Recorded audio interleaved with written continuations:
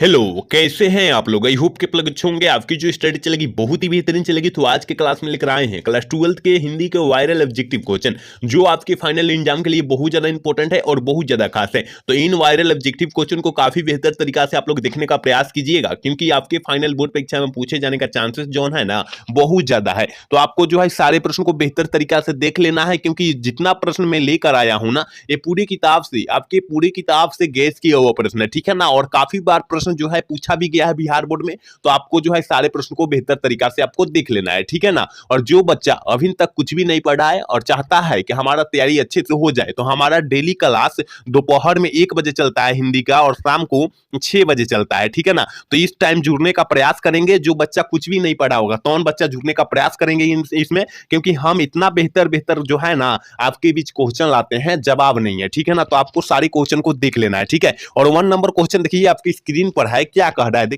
कह रहा है ना, बालकृष्ण भट्ट की माँ का नाम क्या था? बालकृष्ण भट्ट जी के माँ का नाम जो था वो क्या था, हमने बतलाया था।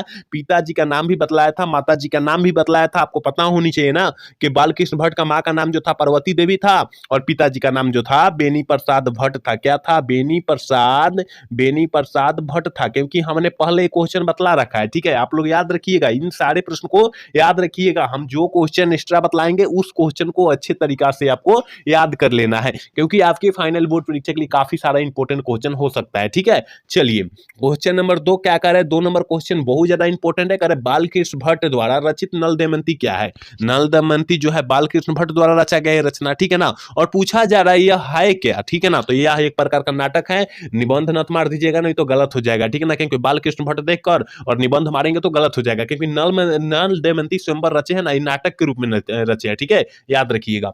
अगला क्वेश्चन यानी 3 नंबर क्वेश्चन क्या करे? निम्नलिखित में से भूषण की रचना है। भूषण जी की रचना जो है निम्नलिखित में से कौन है? तो हमने आपको क्या बतलाया था कि भूषण जी की जो रचना है छत्रसाल का दर्शक है ना। ऑप्शन ए वाला सही हो जाएगा, याद रखिएगा। चलिए अगला क्वेश्चन 4 नंबर क्वेश्चन क्या कह रहा है? चंद्रधर शर्मा गुलेरी के बीए कब किए? चंद्रधर शर्मा गुलेरी जी बीए कब किए? बीए मतलब होता है ग्रेजुएशन, और ग्रेजुएशन यह अपना कब फाइनल कर लिए थे? तो 1903 में कर लिए, ठीक है ना। 4 का ऑप्शन जो हो जाएगा डी हो जाएगा। आप लोग याद रखिएगा। एक बार सारे बच्चे क्लास को लाइक कर लेंगे, जितने भी बच्चे मेरे क्लास को देख रहे हैं ना, और सारे बच्चे क्लास को लाइक कर लीजिए, ठीक है ना। और साथ में चैनल को सब्सक्राइब भी कर लेना है, ठीक है। अगला क्वेश्चन 5 नंबर क्वेश्चन क्या करे कि सुखमय जीवन निम्नलिखित में से किसकी कृति है? सुखमय जीवन जो है निम्नलिखित में से किसकी कृति है? तो हमने बतलाया था सुखमय जीवन है, बुधू का काटा है, और उसने कहा था कहानी है। ये तुम्ही में से कौन आ जाए, गुलेरी जी के मार दीजिएगा, ठीक है ना। गुलेरी जी के मार दीजिएगा, याद रखिएगा, ठीक है ना। क्योंकि गुलेरी जी 3 कहानियां लिखे थे,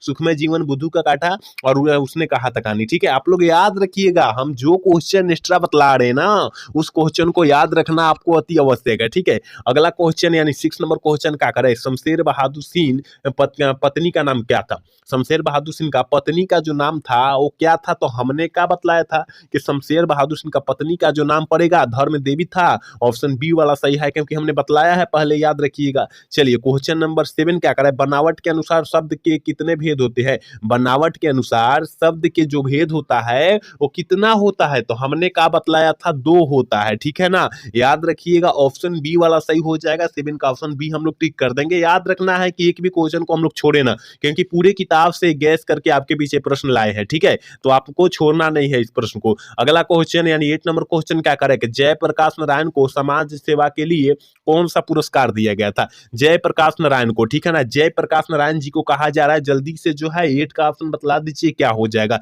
सी हो जाएगा, ठीक है ना। जयप्रकाश नारायण को समाज सेवा के लिए पुरस्कार जो दिया गया था, याद रखिएगा, 8 का ऑप्शन सी हो जाएगा। मैग्सेसे सम्मान दिया गया था, याद रखिएगा, ठीक है ना। आपको साहित्य अकादमी पुरस्कार नहीं मार देना, नहीं तो गलत हो जाएगा, क्योंकि ये दिनकर जी को दिया गया था, ठीक है ना। और पूछा जाएगा कि जयप्रकाश नारायण जी को समाज सेवा के लिए पुरस्कार जो दिया गया था मैग्सेसे सम्मान, वो कब दिया गया था? तो 1965 ईस्वी में दिया गया था। और पूछा जाएगा कि जयप्रकाश नारायण को भारत रत्न की उपाधि कब दी गई थी? तो याद रखिएगा, सॉरी, यहाँ पर 1999 ईस्वी में दिया गया था। आप लोग याद रखिएगा, इस सारे क्वेश्चन को अच्छे तरीका से याद रखिएगा, क्योंकि बहुत इंपॉर्टेंट है सारा क्वेश्चन है, ठीक है। है। अगला क्वेश्चन यानी 9 नंबर क्वेश्चन कर रहे हैं, लोकनायक के नाम से एक प्रसिद्ध है, कौन प्रसिद्ध है? आपको तो पता होनी चाहिए कि लोकनायक के नाम से हम लोग किसे जानने लगे, ठीक है ना। तो याद रखिएगा लोकनायक कहेगा, याद रखिएगा जयप्रकाश नारायण जी मार देंगे, क्योंकि ये बड़े होने पर लोकनायक के नाम से प्रसिद्ध हो गए, ठीक है, आप लोग याद रखिएगा। अगला क्वेश्चन यानी 10 नंबर क्वेश्चन क्या करा है, हारे को हरि नाम किनकी रचना है, किस लेखक की रचना है? हारे को हरि नाम किस लेखक की रचना है? ये तो हमने पहले आपको चर्चा कर दिया था, बतला भी दिया था कि हारे का हरि नाम का है, भगत सिंह की रचना है, ऑप्शन डी वाला सही कर लेना है आपको, ठीक है। अगला क्वेश्चन देखिए 11 नंबर क्वेश्चन का बहुत इंपॉर्टेंट है, गंधारी थी 2023 में प्रश्न पूछा गया है कि गंधारी कौन थी? तो हमने कहा बतलाया था दुर्योधन की मां थी, ऑप्शन ए वाला सही हो जाएगा, ठीक है ना, दुर्योधन की मां थी। याद रखना है इस सारे क्वेश्चन को बहुत बेहतरीन तरीका से याद रखना है, क्योंकि आपके फाइनल बोर्ड परीक्षा में आएगा तो आएगा, याद रखिएगा, ठीक है। अगला क्वेश्चन 12 नंबर क्वेश्चन क्या करे, प्रेमचंद्र थे, प्रेमचंद्र जी क्या थे? जल्दी से जो है 12 का ऑप्शन बतला दीजिए क्या हो जाएगा, ठीक है, 12 का ऑप्शन फटाफट बतलाइए क्या हो जाएगा। तो हमने क्या बतलाया था, कथाकार थे, याद रखिएगा ऑप्शन बी वाला सही हो जाएगा, क्योंकि हमने पहले ही क्वेश्चन को बतलाया है आपके बीच। चलिए अगला क्वेश्चन 13 नंबर क्वेश्चन का आकर है, प्रताप के संस्थापक कौन थे? बहुत ही इंपॉर्टेंट क्वेश्चन है कि प्रताप के संस्थापक जो थे ना वो कौन थे? तो याद रखिएगा 13 का जो ऑप्शन हो जाएगा, ये हो जाएगा गणेश शंकर विद्यार्थी थे, ऑप्शन ए वाला हम लोग सही कर देंगे। अगला क्वेश्चन 14 नंबर क्वेश्चन क्या करें, बंदी जीवन किसकी कृति है? बंदी जीवन जो है किस लेखक की कृति है? तो हमने आपको बतलाया होगा सचिंद्रनाथ सहवाल जी की कृति है, ऑप्शन डी वाला सही हो जाएगा, 14 का ऑप्शन डी वाला हम लोग सही कर देंगे। इन सारे इंपॉर्टेंट क्वेश्चन को आप लोग काफी बारीकी से देखिएगा, इनमें से काफी सारे प्रश्न आपके फाइनल बोर्ड परीक्षा में आएंगे, तो आप लोग याद किए रहेंगे तब वहां पर मारेंगे, और नहीं किए रहेंगे तो नहीं मार पाएंगे, गलत मारेंगे। तो आपको याद कर लेना है और टाइम भी फिक्स कर लेना है, दोपहर में 1 बजे जुड़ना है और शाम को 6 बजे जुड़ना है, ठीक है। दोपहर में 1 बजे और शाम को 6 बजे हिंदी का आपका क्लास होता है, तो जुड़ना ना भूलिएगा क्लास में, ठीक है, सारे बच्चे के मैं बोल रहा हूं। चलिए क्वेश्चन नंबर 15 क्या कर रहा है, 15 नंबर क्वेश्चन कर रहे ना, एक लेख और एक पत्र शीर्षक पाठ क्या है? एक लेख और एक पत्र शीर्षक पाठ आगे किसने लिखा है? तो ये तो हमने बतलाया था भगत सिंह लिखे है, कौन लिखे है? भगत सिंह लिखे है, ठीक है, भगत सिंह लिखे है। लेकिन यह पूछा जाए शीर्षक पाठ है क्या, तो हमने क्या बतलाया था ऐतिहासिक पत्र है, ऑप्शन ए वाला सही हो जाएगा, ठीक है। और पूछा जाएगा कि भगत सिंह का पूरा परिवार जो था वो क्या था, तो स्वाधीनता सेनानी था, आप लोग ये भी याद रखिएगा। चलिए अगला क्वेश्चन 60 नंबर क्वेश्चन की तरफ बढ़ेंगे, और 60 नंबर क्वेश्चन क्या करें, मतवाला पत्रिका कहां से निकलती थी?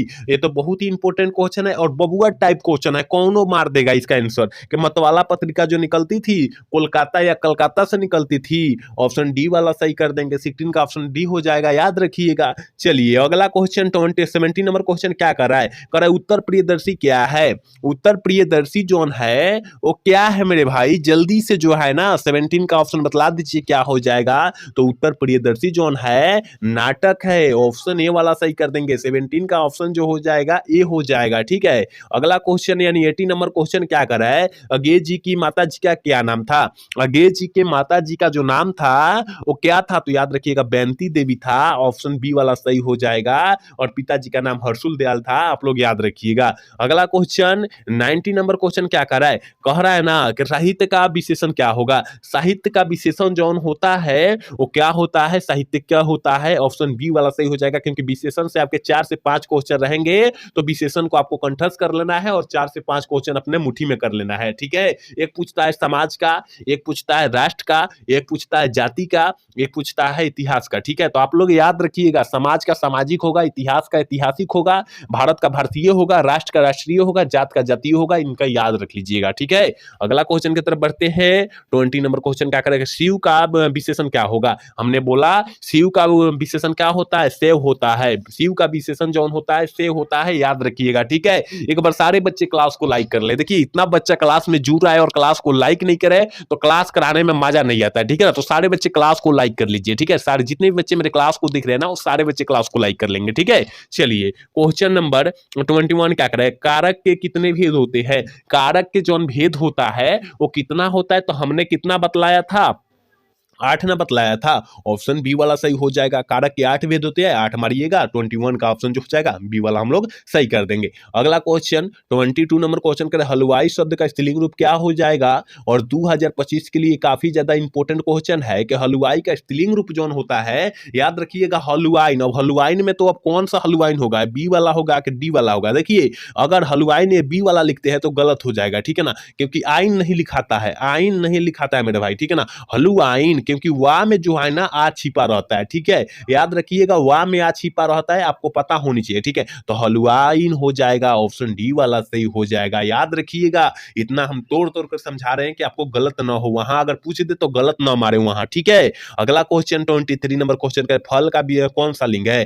फल जो होता है, हम लोग फल खाते हैं, मान लीजिए आम खाते हैं, अनार खाते हैं, सेब खाते हैं, ये फल खाते हैं, तो फल कौन सा लिंग का उदाहरण हो जाता है, तो हमने क्या बतलाया था, पुल्लिंग हो जाता है, ऑप्शन बी वाला सही हो जाएगा, ठीक है। अगला क्वेश्चन 24 नंबर क्वेश्चन करें, अर्थ के विचार से संज्ञा के कितने प्रकार होते हैं। अर्थ के विचार से संज्ञा के जो प्रकार होता है वो कितना होता है, तो संज्ञा के प्रकार जो होता है कितना होता है, हमने क्या बतलाया था, याद रखिएगा 5 होता है। आप लोग पढ़े हैं ना, जातिवाचक, व्यक्तिवाचक, भाववाचक, द्रव्यमानवाचक, ये सब पढ़े होंगे, ठीक है। ये सब को जो होता है ना 5 को होता है, आप लोग याद रखिएगा, ठीक है। चलिए अगला क्वेश्चन 25 क्या कह रहा है कि द का उच्चारण स्थान है। अगर हम लोग द शब्द का उपयोग कर रहे हैं तो किस चीज का ज्यादा उपयोग हो रहा है हमारे शरीर में, तो द अगर कहेंगे तो इसका मतलब जो हो जा रहा है 25 का ऑप्शन बी हो जा रहा है, यानी दांत का उपयोग सबसे ज्यादा हो रहा है। अगर द कह रहा है तो हमारा जीभ जो है हमारे दंत में प्रयोग किया जा रहा है, ठेक जा रहा है, जिसका मतलब दंत का उपयोग किया जा रहा है, यहाँ पर ऑप्शन बी वाला सही हो जाएगा, ठीक है।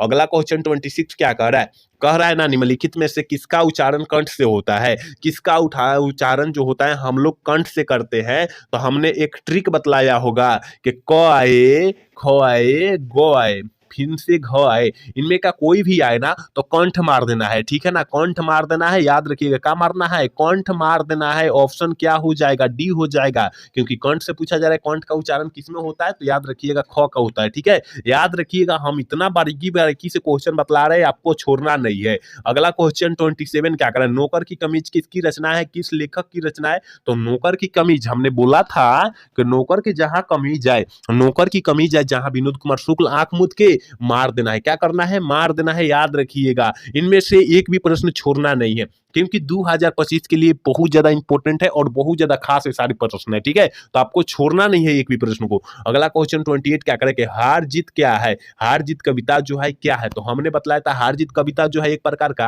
हार जीत कविता जो है एक प्रकार का गद्य कविता है, ठीक है ना, गद्य कविता है, ऑप्शन बी वाला सही हो जाएगा। और यहाँ पूछा जाए कि हार जीत जो है कि हार जीत पाठ जो है किस लेखक की रचना है, तो क्या मारिएगा, अशोक वाजपेयी मारिएगा ना, अशोक, अशोक वाजपेयी, ठीक है ना, वाजपेयी जी मारिएगा अगर पूछा जाएगा तब, ठीक है ना, रचनाकार का नाम, ऑप्शन याद रख लीजिएगा, जो में रहेगा वो मार दीजिएगा। अगला क्वेश्चन 29 क्या कर रहा है, शिवबानी में किसकी वीरता का बखान किया गया है। शिवबानी में जो है ना किसकी वीरता का बखान किया गया है, 29 का ऑप्शन वो क्या हो जाएगा, तो ऑप्शन ए हो जाएगा शिवाजी की, ठीक है ना, ऑप्शन ए वाला सही हो जाएगा। 29 का ऑप्शन हम लोग ए टिक कर देंगे। अगला क्वेश्चन 30 नंबर क्वेश्चन करेंगे, जायसी रचित पदावत की भाषा क्या है। जायसी रचित पदावत की भाषा जोन है वो क्या है, तो हमने आपको क्या बतलाया था, 30 का ऑप्शन हमने क्या बतलाया था कि जायसी जी कौन भाषा में अपना रचना को रची है, तो हमने अवधी भाषा बतलाया था। याद रखिएगा ये सारे प्रश्न को। अगला क्वेश्चन की तरफ बढ़ेंगे, 31 नंबर क्वेश्चन कह रहा है ज्ञानेंद्र पति की कविता कौन सी है। आपको पता होनी चाहिए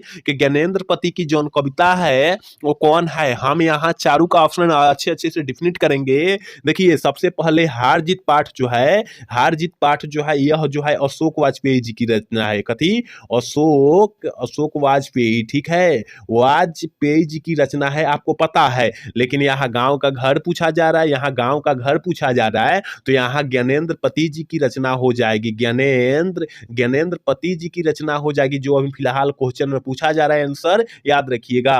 और उषा जो है ना, उषा जो है शमशेर बहादुर सिंह की रचना है, बहादुर सिंह, याद रखिएगा, शमशेर बहादुर सिंह, शमशेर बहादुर, ठीक है ना, बहादुर सिंह, ठीक है, सिंह की रचना है, याद रखिएगा। और पुत्र वियोग जो है सुभद्रा कुमारी चौहान की रचना है, आप लोग याद रखिएगा। इनमें से सारे क्वेश्चन को अच्छे तरीका से याद रखिएगा।